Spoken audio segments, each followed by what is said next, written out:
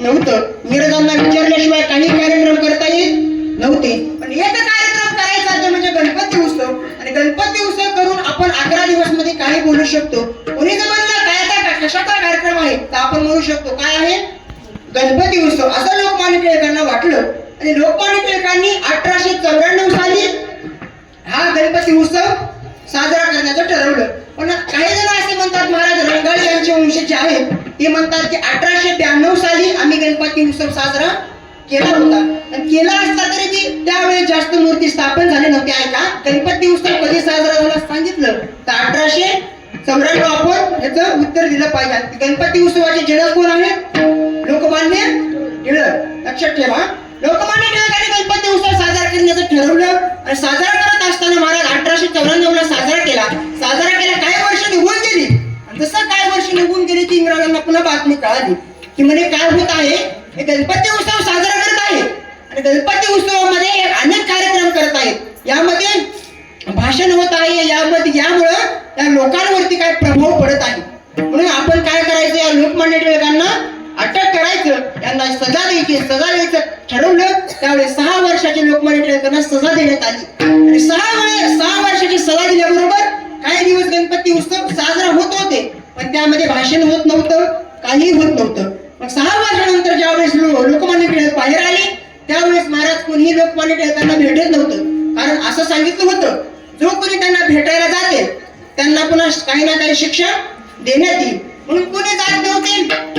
मग असा गणपती उत्सव हा साजरा करत होते. मग काही दिवसांनी गणपती उत्सवामध्ये बोलण्यासाठी लोकमान्य टिळकांनी प्राधान्य घेतलं आणि लोकमान्य टिळक भाषण हे करायला लागले आणि तेव्हापासून या गणपती उत्सवाची साजरा झाली. सुंदर अशा प्रकारे तेव्हापासून आपण हा गणपती उत्सव साजरा करतो.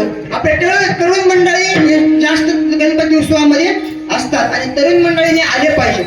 कारण महाराज असं झालंय सध्याच्या युगामध्ये महाराष्ट्रात तरुण जर पाहायचं ठरलं ना, असा महाराष्ट्रात तरुण झालाय ज्याला रोज धाब्याहून आणावं लागतं धरून. ऐका, ज्याला रोज धाब्याहून आणावं लागतं धरून, तो झालाय आपल्या महाराष्ट्राचा तरुण. असा तरुण झाला महाराज आपल्या महाराष्ट्राचा. पण काही ना काय महाराज या गणपती उत्सवामध्ये आपण अशी कार्यक्रमाने काही ना काही आपल्यावरती प्रभाव पडतो. आपण कीर्तन ठेवलं, आपण भजन ठेवलं तर काही ना काही आपल्यामध्ये बदल झाला पाहिजे. याकरता हा सुंदर अशा प्रकारचा कार्यक्रम करायचा आहे. आपल्या मंडळाला खरंच द्यावे तेवढे धन्यवाद कमी, कारण कीर्तनाचा कार्यक्रम ठेवलाय. मी तुम्हाला सांगून गेलो असे कार्यक्रम सरासरी गणपती उत्सवामध्ये कोण ठेवत नाही. गणपती उत्सव म्हणला की महाराज दुसरे कार्यक्रम खूप ठेवतात पण असे कार्यक्रम कोण ठेवत नाही. खरंच आपल्या गणपती मंडळाला खूप खूप धन्यवाद आहे. विठ्ठल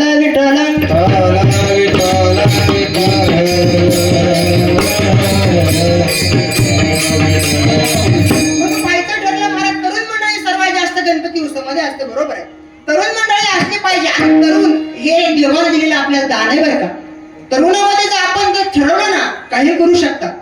देवाने दिलेलं आपल्याला दान म्हणजे तरुणपण आहे. कारण तरुणपणामध्ये जर आपण एखादी गोष्ट ठरवली, आपल्याला असं काही करायचंय की आपण ती करू शकतो महाराज.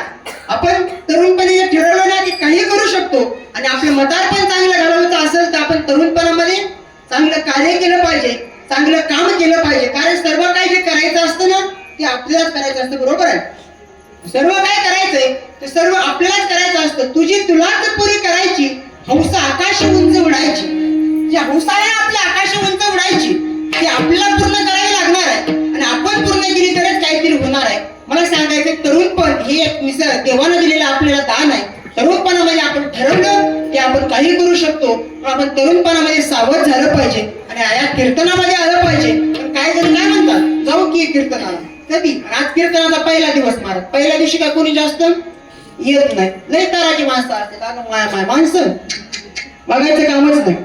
पहिला दिवस मला घेऊन आता कुठं पहिला दिवस आहे, जाता येईल की पुन्हा आता कुठं ते अमर महाराज कीर्तन आहे ते तर एवढूच दिसायले आणि त्याच्या कीर्तनाला काय असं म्हणतात महाराज. पहिला दिवस आहे, पहिल्या दिवशी जाऊ द्या म्हणते महाराज. पहिला दिवस खरा महत्वाचा.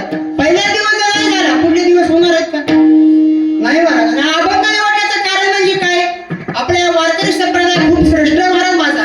कारण ऐका आतापर्यंत खूप काही लिहून ठेवलेलं असतं. सर आपण मुंड्यामध्ये गेला कुठे गेला मंदिरापाशी गेला की तो एक लिहून ठेवलेलं असतं, एक थुकू नका, बरोबर आहे.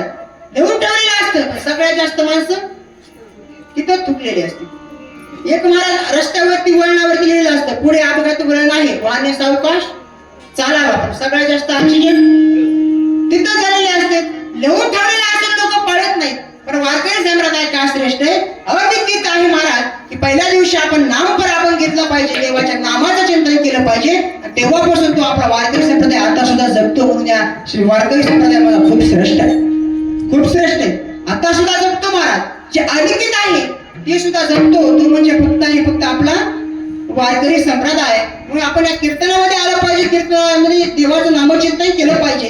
आणि कलियुगामध्ये जर उधळून जायचं असेल तर काय सांगितलं, फक्त आणि फक्त देवाचं नामचिंतन. सुभाषितकार वर्णन करतात, यत्फलम नास्ति तपसां न योगेन समाधिना, यत्फलम नास्ति तपसां न योगेन समाधिना तत्फलम लभते साम्यक कलवकेशव कीर्तना. या कलियुगामध्ये महाराज जे तप करून, जे यज्ञ करून जे फल प्राप्त होत नाही ना, हे फक्त आणि फक्त कशाने होतं, फक्त नामचिंतनाने होतं, फक्त देवाच्या कीर्तनाने होतं. म्हणून देवाचं नामचिंतन केलं पाहिजे, देवाचं भजन केलं पाहिजे, तर आपल्या जीवनाचं काहीतरी सार्थक आहे. विठ्ठल विठ्ठल